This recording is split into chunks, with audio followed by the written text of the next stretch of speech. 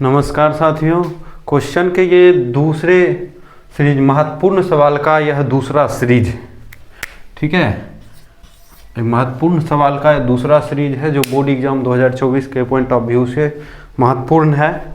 तो आइए देखते हैं, हम दूसरा सीरीज लेते हैं। तो इसका एक क्वेश्चन दिया हुआ है जिसमें डी का चर्चा किया हुआ है। डी है, चलिए क्वेश्चन लिख लें। डी है -4, n का वैल्यू है 7 और an है 4। ठीक है। अब यहाँ पर पूछ रहा है a का वैल्यू क्या होगा। a माने हो गया पहला पद। अब देखिए यह सवाल जो है यह अर्थमेटिक प्रोग्रेशन मतलब समानांतर श्रेणी से है। समानांतर श्रेणी जो है वो होता क्या है, उसका फॉर्मूला क्या होता है, तो an इक्वल टू होता है पहला term plus n-1 into D. अब यहाँ पर इसका वैल्यू दिया हुआ है, डालेंगे यहाँ पर। a का वैल्यू यहाँ पर निकालना ही है। n का वैल्यू 7 दिया हुआ है, d का वैल्यू -4 दिया हुआ है। चलिए यहाँ लिखेंगे तो यहाँ हो जाएगा a प्लस ये कितना हो जाएगा 6 इंटू -4।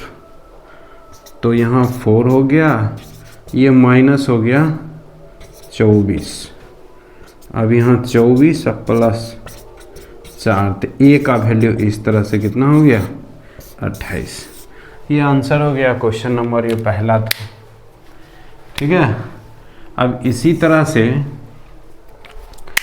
एक दूसरा क्वेश्चन लेते हैं जिसमें सीरीज दिया हुआ है 1/3। चलिए इधर देखते हैं, यहाँ पर 1/3, 5/5 9 13, 5/3, 9/3 और 13/3। सही है। बस इसमें कह रहा है कि यह जो है एपी में है, एपी में है ये क्वेश्चन। इसमें कह रहा है ए का वैल्यू बताइए, तो ए तो पहला टर्म हो जाता है, इसमें तो कुछ है ही नहीं। और पदांतर कहता है लिखने, माने डी दूसरा पद माइनस पहला पद। अगर टी के फॉर्म में लिखते हैं तो t2 - t1 कर देंगे, बस अपने निकल जाएगा। तो 5/3 - 1/3, ये एलसीएम ले लेंगे तो 5 - 1 = 4/3। ये डी का वैल्यू हो गया। तो इस तरह से आगे बढ़ते हैं। थोड़ा इसको हम साफ कर दें।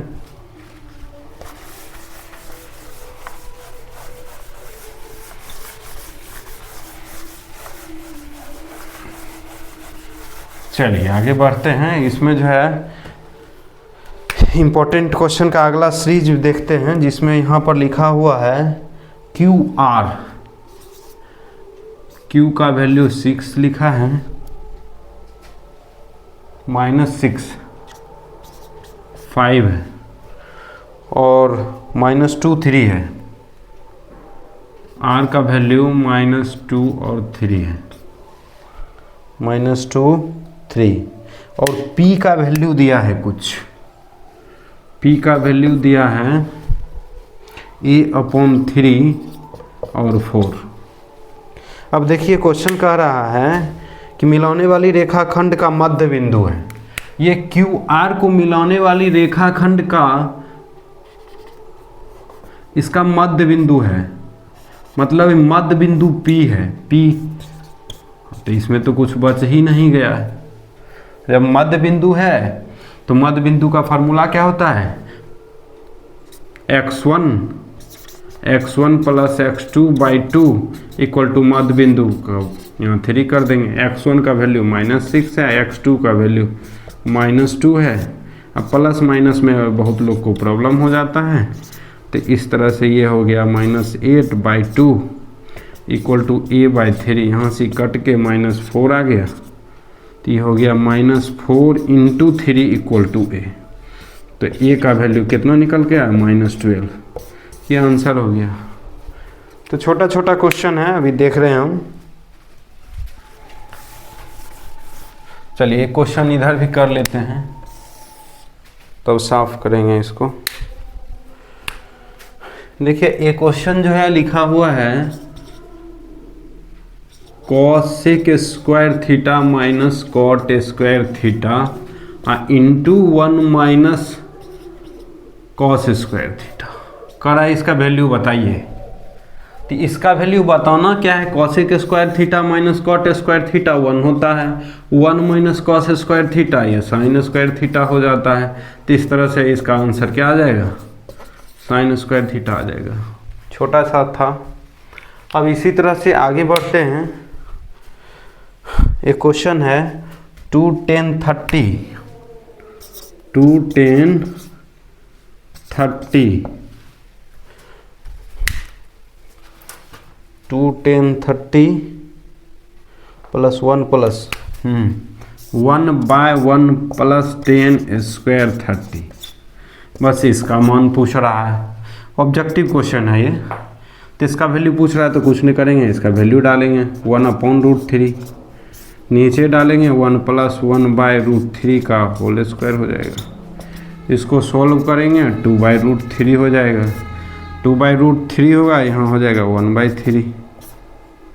अब ये एलसीएम ले लेंगे तो 2/√3, ये नीचे वाला ऊपर जाएगा 3, एलसीएम लेके यहाँ लिखेंगे तो 3 + 1 होगा, 3 + 1 होगा तो यहाँ हो जाएगा 2/√3 इंटू √3 इसको लिख सकते हैं ना। ये हो गया 4, यहाँ से एक रूट कट गया, यहाँ से ये 2 हो गया, मतलब ये √3/2 आंसर आ गया। तो इस तरह से बनेगा। चलिए इसमें जो है आगे हम बताते हैं, आगे 1-2 क्वेश्चन इसमें और हम कर देते हैं।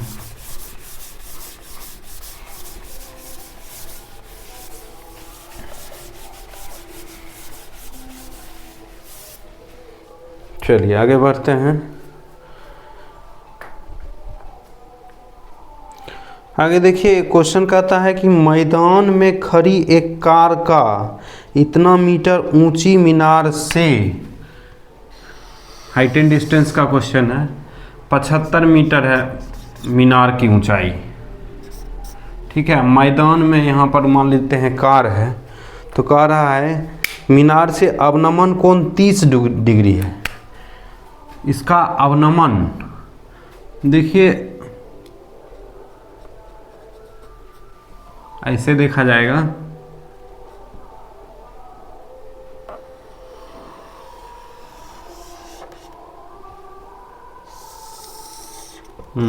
अवनमन उन्नयन में प्रॉब्लम होता है, इसलिए हम इस क्वेश्चन को लिए हैं।